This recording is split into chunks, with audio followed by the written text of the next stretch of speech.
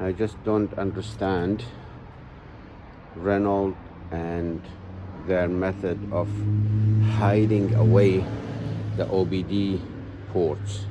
So this is a 2010 model.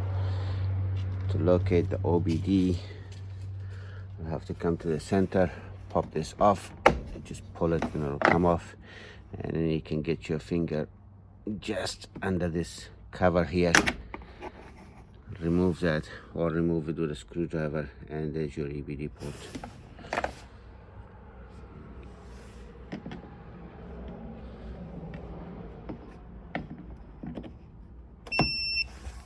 And there we go.